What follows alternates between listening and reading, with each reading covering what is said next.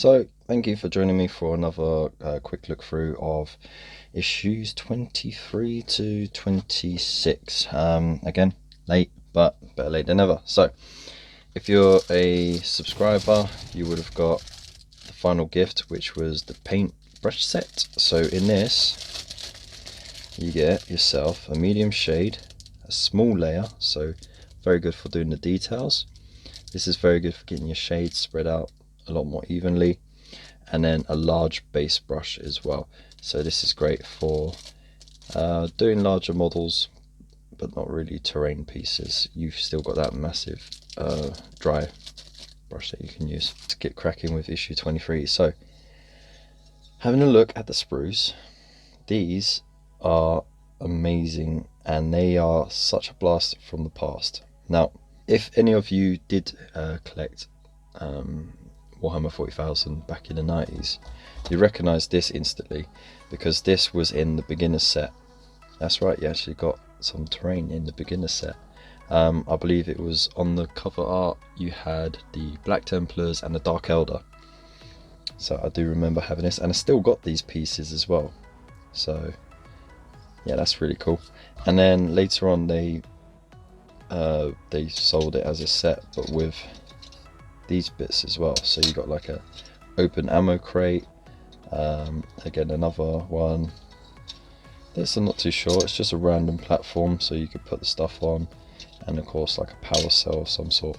So really good for making objective markers essentially. And then of course you got your battlefield terrain there. So awesome. Now the issue itself, 23, battlefield accessories. Learn about chaos demons and add new models to your missions. Right, let's get cracking. Again, this is all wax lyrical because I haven't had time to go through them. So I'll be reading it as we go through. So we will be discovering together. Woo! So, chapter organization. The vast majority of Space Marine chapters, including the Ultramarines, follow the chapter organization laid out down in the Codex Astartes.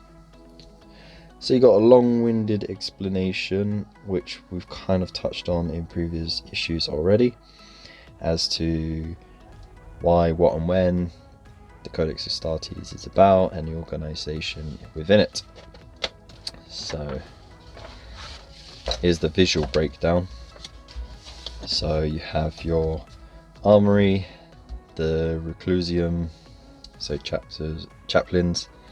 You've got your chapter command, you have your apothecarians, so the apothecaries, librarians for your librarians, this is all tech marines and servitors and stuff like that. Then you have your first company, so your veterans.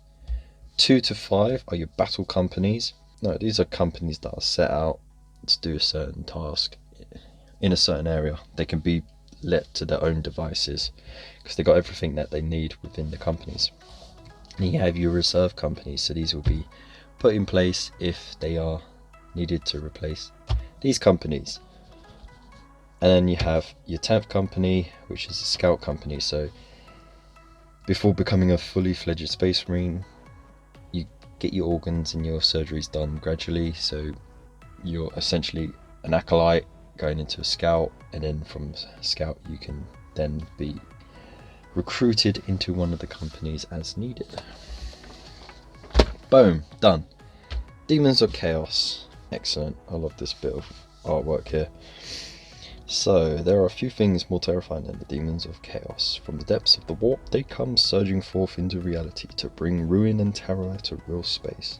The demon legions are the armies of the dark gods, and they will only cease their attacks when reality has been ripped apart. So that's a nice little headline there. So we have little bits and pieces about the types of demons that we have in here. For example, Khorne, the god of battle, creates aggressive creatures eager to slay and destroy. Nurgle, on the other hand, creates rotting horrors that are revolting to behold. So all the demons are varying in power. You have your foot sloggers, like the plague bearers and the bloodletters. You've got Bloodthirster for Khorne, a massive angry dude with wings and a massive axe. And then of course you got the Chaos Gods themselves. A little bit more on here about how they invade reality, and what the Cicatrix Maledictum did for them as well, and how that created more opportunities for them to invade real space. Again, I don't want to spoil anything for you guys, so that's why I'm breezing through it all. Hierarchy of the Imperium. Adeptus Custodes are the guardians of the Imperial Palace. They look after the corpse of the Emperor and make sure that no one sneaks in and stuff like that. And it's only until recently that they have actually left Terra itself on the orders of Rebuke Gilliman, as he was like, you know what, you guys are just hanging around training all this time, but you're not doing anything, so go out there and do something. The Inquisition is there to investigate all kinds of things between heretics and Xenos infestations, and they cover a wide range of things, such as the Death Watch. You have the Grey Knights, which were founded by the Inquisition, and also you have Inquisitors themselves, so they're Lone Rangers. They have their own resources at their disposal, but they wield great power. The Adeptus Administratum, so they do all the paperwork, essentially, keeping tabs on the Imperium and the tithes. Adeptus Terra is the central bureaucratic organization of the Imperium. It is not strictly an agency itself, acting more as a link between the High Lords of Terra and various other agencies. Alright, so that's that one. Adeptus Ministorum, so this is the ecclesiarchy, so these will be the religious fanatics which have sort of held sway many a time over the High Lords of Terra, and it's never really gone well. Usually there's a civil war of some kind, because the Imperium is supposed to be religious free, it's supposed to be superstition free, but the ecclesiarchy has really sort of grabbed its hold on the Imperium. The Imperial Fleet, so that's all the ships, the naval ships, the trading ships, so all that sort of stuff like that. And then the Questa Imperialis,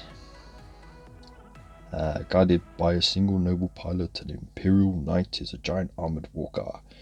So these were sort of, they started off as machines used by settlers to clear swathes of forest, help with farming, that sort of thing. Then they started gearing them up with weapons to defend themselves from the wildlife and invasions from the Xenos and stuff. And then like they started to get a bit more sort of uppity about themselves, and then they started secluding themselves, and all of a sudden you got royal bloodlines on, or nobles on certain planets, which you know, only their ancestors were allowed to pilot these massive machines. And there's a little bit about free blades as well, so those who have been exiled, and they just, you know, sort of go out there and hire themselves out, going freelance, y'all. Demons of Nurgle. So Nurglings, I love these guys, they're so characterful. There's so many variations as well, and that's why I'm collecting them all, because I want to put them all on their own bases so they can have their own little showcase. So we've got a little bit on those and how those little critters are always up to mischief, but how nasty and vicious they really are as well. And with sheer weight of numbers, they can really do some damage. So that's those. ACHERON, AFLAME. So this was actually a little mini campaign book. No, it was a mini campaign box, sorry. That was what, about a year or two? Yeah, it was 2 years ago that they did that, and it was, yeah, it was orcs against blood angels. It was quite weird. So it was like it was supposed to be like a skirmish version of the wars on Armageddon, you know, like you're fighting over supply lines and stuff like that. So that's that essentially. It's a good little story. And then we've got our battlefield accessories. So these are really easy to put together. So we'll show you what you can do with those at a later date, and then of course painting them up. So that shouldn't be a problem either. Rules for mission 4, Unholy Ritual. So let's see, what will we be using this time? So again, different deployment zones, different objectives, different armies.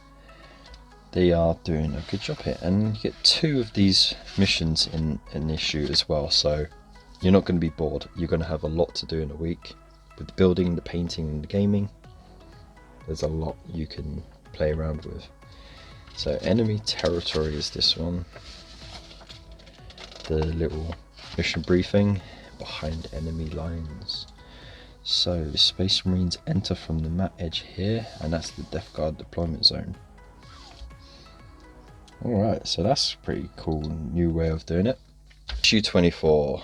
So you get this half of the Dreadnought, but don't fear, you can actually start painting this already, okay? If you're only getting them week by week, and alright, so us in the UK, we've already got this ages ago. Some of us are still waiting, you know, if you got your stuff delayed or if you started your subscription late. But you got chaps in Australia which are just getting their subscriptions done now, and it looks like people in New Zealand are going to start soon. So this is for you guys. Also, people in Spain that probably haven't got to this point yet, and they started a few months ago, and it's rumoured that Germany are getting it as well. So let's get to it. You can paint all this up, no problem. Get it ready for when you get the rest of it. So you learn about Dreadnoughts, discover Death Guard Hellbrutes, and exciting new missions. Ooh. Dreadnoughts. Space Marines who have been mortally wounded will often be carried away to die with dignity. Some, however, show an exceptional will to fight. Rather than being left to die, they are entombed within a dreadnought, so that they may continue to battle the Imperium's many foes. So there's a little quote, which is, even in death, duty does not end. Which is very fitting and is usually tagged alongside pictures of dreadnoughts.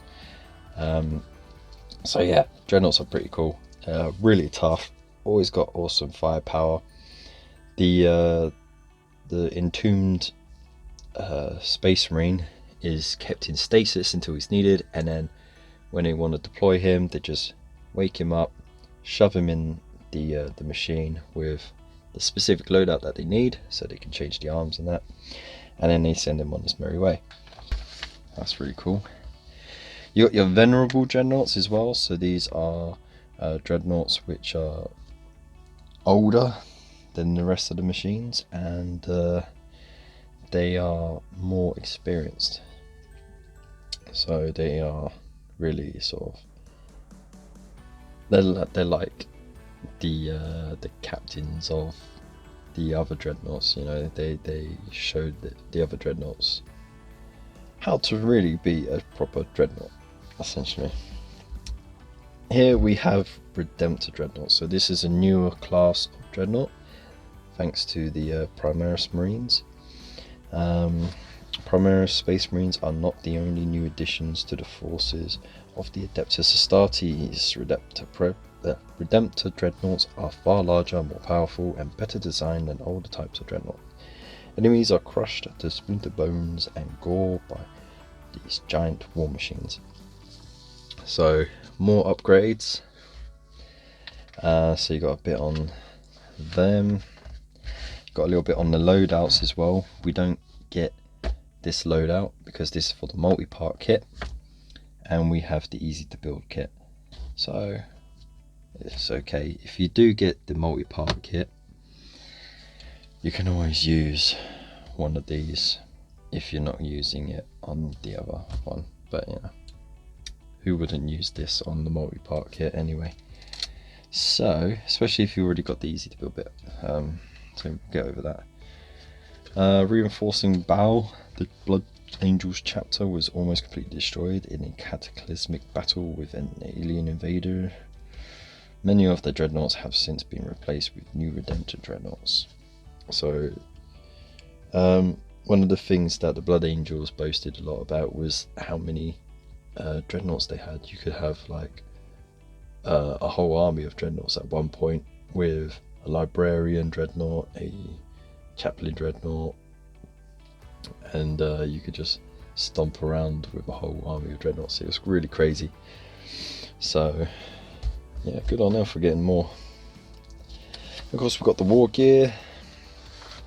So a nice breakdown here. So you got your Onslaught Gatling gun, your Macro Plasma Incinerator, the Pilot Sarcophagus, which amazingly, we'll just like have a quick sneak peek. You have the original sarcophagus design from the old dreadnoughts, but then you put an armored panel over it, so you can keep it open like that if you wish, or you can put the panel over. It's a cool bit of detail there. And then of course you got the Firestorm grenade launcher or the Storm Bolter options here. You've got Icarus rocket pod at the back there for extra firepower, and then a Redemptor Fist with either a Flamer or a smaller Gatling gun at the bottom there. So it depends on your fighting style. Hellbrutes. I already know what Hellbrutes are. Hellbrutes are just twisted versions of dreadnoughts, essentially.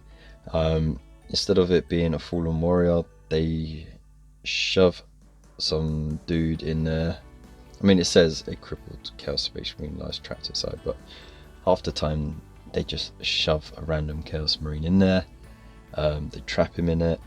They force a demon into the engine as well, and he becomes fused into the machine with the demon and goes absolutely bonkers. So that's that. It's a Walker, heavy support, Hellbrute Fist, Power Scourge, Hellbrute Hammer, Indiscriminate Slaughter is his specialism. Very, very apt. So we got a little bit on the old Hellbrutes here for each of the major legions. So the Death Guard, the Black Legion, Night Lords, and the Crimson Slaughter. They're not actually a legion, they're a warband, but it's a nice little read there. And then we've got Bow Under Siege. So again, this was another box, a narrative box set that was released, where they had like a limited edition, a Broodlord in it. So yeah, it was essentially a hive fleet from the Tyranids, which is an organic organism of a sort, with many biological ships and that, wanting to try and consume Bow, which is the homeworld of the Blood Angels, and it almost wiped them out. So it was a nasty war, and yeah, I'm not going to spoil that because it is a nice little read. Redemptor Dreadnought. So it's got your assembling part here, even though you have to wait for the following issue, but you know, it doesn't have the painting section because the painting section is in the next one. But again, like I said, you can figure out how to paint it just by the pictures. Okay, so Barachias, capital city of Corvan. So this is a little map, so you can do a campaign of your own. So you can fight over the certain districts, and you can claim it as an Ultramarine victory or Death Guard victory. So that's really cool. So now they're starting to teach you about campaigns by the looks of it. So Corvan 2 is an ash-covered wasteland polluted by its own heavy industry. For thousands of years, the citizens of this world have toiled away, producing construction materials and refining ore for the wells of the Imperium. Now Corvan 2 finds itself plagued by the Death Guard invaders. So, there's a lot of stuff there going on. The Corvan PDF is the Planetary Defense Force, so it gives you a little bit on how they are not really equipped to fight anyone off. Barachias, there's a bit on the capital city there. Governor Ludmilla Tarch. So the governor of a planet is the person who runs everything on the planet, and they're in control of its defense as well as its tithes and stuff like that. So that's a nice bit of information there. So mission 6, infiltration. So looks like you have Reavers again. Let's have a look. The armies. Forces are randomly determined using the tables on the verse of this page. Nice. Okay, so we've got a nice random game going on here. Right. Setting up Death Guard deployments. So you roll a dice, and based on your result, so 1 and 2, 3 and 4, 5 and 6 is what you get. So it could go either way, this one. So you could play it quite a few times and the outcome could be completely different each time. And then same with the objectives, you got multiple places to put the objectives as well. Cool. Well, that's a nice deviant from the usual. And then we have mission 7, search the city. So exfiltration. The Death Guard are now alert to the presence of the Reavers and have set up a perimeter to stop them getting away. The Space Marines are launching an attack to cover their Reavers' withdrawal. Will they engage the Death Guard in time? So, I'm really loving these narrative-driven battles that they're putting out, and it makes for a fun little campaign. So you got everything you need right here, and as you can see, the battles are getting bigger and bigger. So, what can I say? It's really getting exciting. Issue 25, so you get the rest of your Redemptor Dreadnought, the easy to build stuff. So as I leaked before, got a nice bit of details on here as well, but on the whole it is quite easy to paint because it is large flat surfaces. I'll put that on one side. So discover more Dreadnoughts, paint your Redemptor powerful models in your games. Okay. So, Contemptor Dreadnoughts. Contemptor Dreadnoughts are amongst the oldest vehicles in the armories of Space Marines. They date from the dawn of the Imperium. Whilst few Contemptors remain in operation, those that do are true marvels of human engineering and reminders of humanity's former glory. Boom. So, these are pretty cool dudes. And then you've got your Ironclads. So Ironclads are heavily armoured, and they're more for siege purposes, so taking out thicker armour and taking down walls, essentially. And so they're really tough, always armed to the teeth. Dreadnought weapons. So Space Marine Dreadnoughts are versatile war machines. They can be equipped with a variety of different weapons. Depending upon the enemy they are fighting or the battlefield role they are being asked to undertake. So, basically what I said before, they can swap out their loadouts depending on who they're fighting and what they need to do. So you got your twin las cannon, so long range anti-tank. You have your heavy plasma cannon, which is very good for all purposes really, but can be dangerous when overcharged. Multi-melter is a short range concentrated beams of superheated energy that melt enemy armor. So more for closer ranges. You got your missile launcher, so you have a variety of missiles, so you can be anti-armor or you can be anti-infantry. Assault cannon is definitely anti-infantry because you get so many shots off with that, and a dreadnought close combat weapon can do anything, just rip shreds out of everything. Right, Death Guard Legion 7, Disciples of Decay. The vast legions of the Death Guard do not always fight alone. They are often accompanied to war by a range of allies, most of whom have pledged their allegiance to Grandfather Nurgle. They range in power from men and women and of fallen Astra Militarum regiments to giant corrupted war machines. So these are people who have become tainted in a way to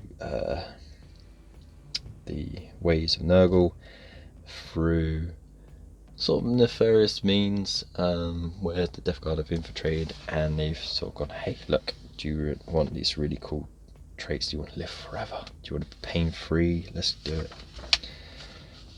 So before the main army comes along, to try and wear down the defences like that. You have the Dark Mechanicum. So it is essentially the Mechanicum, but they use the warp and its energies and the entities within it to have fun with technology and stuff and twist it, and they work for the Dark Gods in that way. You have Traitor Guardsmen, so your regular infantry of the Imperium who have fallen to the ways of the Chaos Gods, or they could just be pushed into service on pain of death. Traitor Knights, so knights who have also fallen against the grace of the Imperium, and Traitor Titans, which are much more devastating, and you really don't want to go up against a Titan, let alone one that's possessed by a demon. So here we have Redemptor Dreadnought, how to paint it. So it's not too difficult, you haven't got too many intricate details, it's like I said, larger panels of areas and stuff to do, so it will still take you time, but it won't take you forever. This is a nice little touch as well, and then doing the Astra Granite on the base, so it's getting closer to looking like it's fully painted. And then we have a tutorial mission 20. So in this battle you will use your Redemptor Dreadnought for the first time. Play through this mission as you read the tutorial. When you are familiar with the Dreadnought rules, play through the exciting new missions provided at the end of this issue. So basically it's a shoot 'em up. The Redemptor is a giant war walker with incredible firepower and toughness. In this section we explain how the Redemptor Dreadnought operates on the battlefield and provide a tutorial that shows you how to use its various rules and abilities. So a little bit saying about how it suffers damage, how it can explode, changing data sheets. Large models with many wounds, such as a Redemptor Dreadnought, often have a damage profile which takes effect and as it suffers wounds. In this section we explain how these profiles work and how to keep track of the status of your Redemptor Dreadnought as it takes damage during a battle. So see, like these little stars here, you'll have rules breaking down, saying if it suffers this many damage points, then said stats will change, and so on and so forth. So that's another thing for another episode. And then of course this is just showing off what would happen in that example. And then here you go, here is your data sheet for the Redemptor. Cool. Then we got mission 8, Fury Unleashed. So there's a mission briefing, carrying on the narrative. Might versus Blight. So you get to face up your mythic Blight Hauler against the Redemptor Dreadnoughts. Simple deployment areas, and it's a big old monster robot mashup thing. Cool. So now we are diving into issue 26, and with this issue we get more Abaddon Black, because it must be running out by now or running low, and Reichland Flesh Shade. So because of all the terrain we're doing, this is very handy, and it's about time we got the Flesh Shade so we can start shading in all the fleshy areas and making them look cool. So let's put that to one side. Learn about Rebute Gilliman. Yes, that's right, you say his name as Rebute Gilliman. Very interesting, I know, but that's what Games Workshop want to go with. So some people do like to call him Rowboat Girly Man or other things like that, but each to their own. Discover Great Unclean Ones and detailed paint guides. Right, let's get cracking. Age of the Imperium. So after the Horus Heresy, mankind's institutions and organizations broke down completely as Terra was nearly destroyed. The Emperor, having reached the end of his mortal life, only continued to exist thanks to his golden throne. Psychers began to emerge in ever-growing numbers and could barely be controlled, despite increased precautions. The galaxy was consumed by war, and yet more dangers lurked amongst the stars. Right, so we have a bit about what happened post-heresy. So the scouring in the 31st millennium. Essentially, all the Imperial forces trying to gather themselves and to push all the traitor forces back into the Eye of Terror as they were fleeing away. And then once they did that, they set up fortifications and armies and everything to try and keep them there. Whether they were successful or not, that's a different story.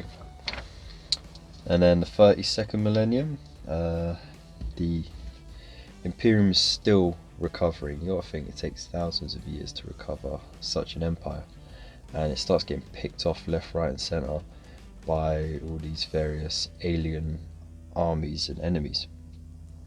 Then you have the forging.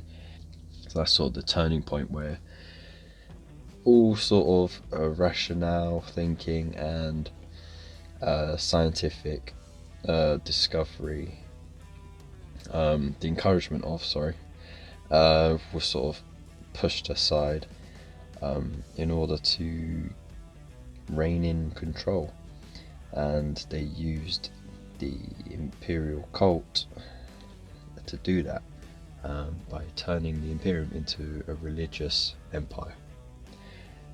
Nova Terra Interregnum. Nova Terra Interregnum, okay. Also known as the Time of the Two Emperors, the Council of Nova Terra denounced the High Lords of Terra and claimed rule of an entire region of space known as Segmentum Pacificus. Cicatrix Maledictum, a galaxy-spanning tear in reality. The Great Rift has brought with it a terrible darkness that has enveloped the galaxy and ushered in a new era of war and madness. So that is Abaddon the Despoiler, leader of the Black Legion and War Master of the Chaos Legions.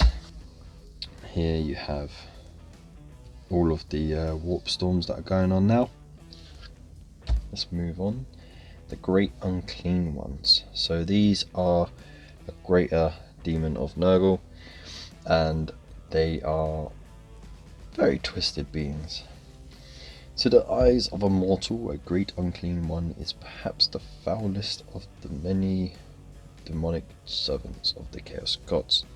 Each Great Unclean One is created in the image of Nurgle himself, surrounded by buzzing flies. Their innards spill from their swollen bellies and pus pools at their feet. Lovely. Definitely wouldn't want to invite one to your party. So there's a bit describing what they are, what they look like, what they do. You know, they're sort of commanders, essentially. And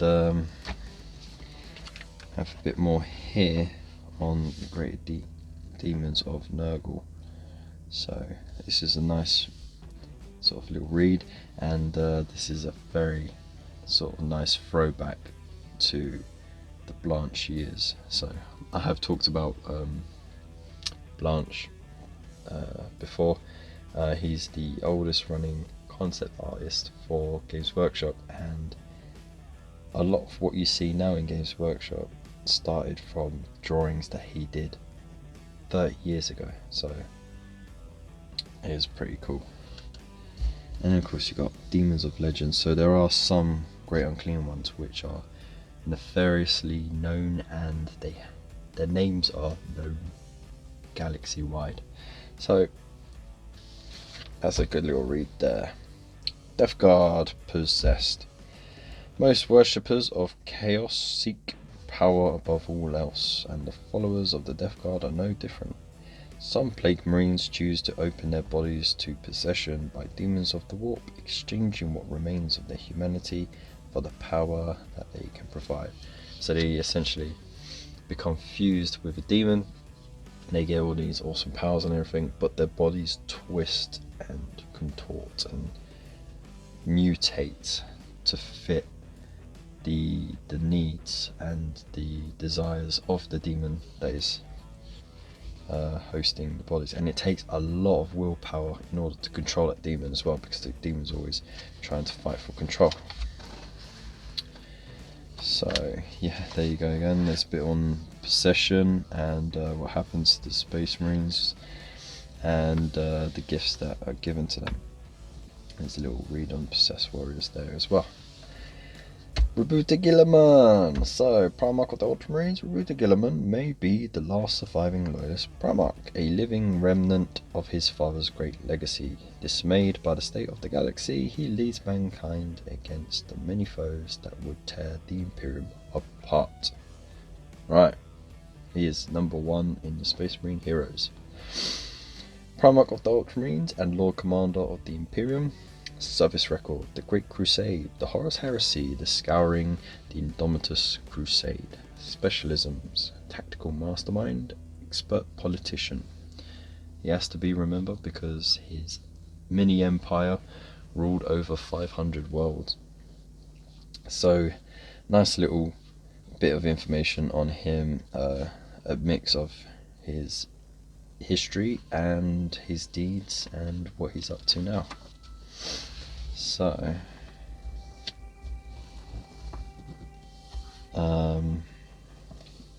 here as well there's a little bit on what happened to him and why he was absent for so long, and here's a bit on how he came back. Space Marine chapters. We have Blood Angels. So Blood Angels are very characterful. The Homeworld is Baal. The Primarch is Sanguinius, who we do know is dead because he got killed by Horus in the Horus Heresy. Major engagements: Battle of Terror, Second War for Armageddon, and Devastation of Baal. Specialisms: Drum Troops, Rapid Strikes, Psychic Warfare. So they are very much a strange bunch. Tough, they are vicious, they are nasty, but they are on the right side, and that's all that matters. They have blood drinking rituals, which is a bit off, and they are prone to descending into the destructive rage known as the Red Thirst. So they just completely just like see red, and they just go on a massive slaughter bender. They also have something called the Black Rage, which is a sort of psychic echo from when their Primarch got slaughtered by Horus, and basically all they see is the death of their Primarch, and it just twist their mind, and then they go on a murderous rampage, and then they get put into the Death Company, put in black armor, big old red stripe crossed on them, and then they're sent out on the suicide mission. That's that. So yeah, good fun. There you go, Death Company right there. Commander Dante, he's supposedly the oldest living Space Marine at the moment. So you know, that's the rumour anyway. We don't know for a fact, because there may be some others out there that we don't know of yet. They have slightly different ways of doing things, so they're not codex compliant wholly. They loosely base their composition on them. So you know, you got your 10 companies, but they have different markings and colours to go with that. And then of course we've got a flesh shade, so that's an easy thing to do. So just touching up on all of your models, and doing it this way, it doesn't become too overwhelming, you know, because this is like, you know, an hour, maybe 2 hours maximum to do, and it's done. Alright, mission 9, Finding Felfius. So we have another mini campaign to follow. So marking victories, mark them as you go along, and yeah, it's pretty cool. Both the Space Marines and the Death Guard are vying for control of Corvantu's capital city, Barakaeus. Excuse me, let me do that again. Both the Space Marines and the Death Guard are vying for control of Corvantu's capital city, Barakaeus. The Space Marines have decided to make an attempt to cut off the head of the Death Guard leadership by locating and eliminating the Foul Lord Felfius. So you're on a wild goose chase, essentially. Recon Assault. Alright, so this is very different. And I love the fact that each mission is something different, so it keeps it fresh and you don't get bored at all. Space Marines have sent several units of Reavers deep inside the Death Guard territory, hoping to scout the battlefield and find out where Lord Felfius is located. They will have to make their way past the Death Guard patrols, moving deep into enemy territory. So it looks like you're just having a little random run around and just hoping you don't find the enemy that you don't want. Okay, that's cool. Mission 10, Sever the Head. So mission briefing again, but decapitation strike. Boom, boom, boom. Space Marines now have located Lord Felfius and have broken through the Death Guard lines to confront him. Redemptor Dreadnought Tiberius leads the charge, lumbering across the battlefield to confront the Death Guard and eliminate their leader. So yeah, it looks like a good fight, and you have almost everything that you've got so far fighting now, so the battles are getting bigger and they're getting more fun. And there we go, issue 27 and 28, you get to put together a Rhino tank. So that's pretty cool. Yeah, that will be in the delivery that I received at the end of March.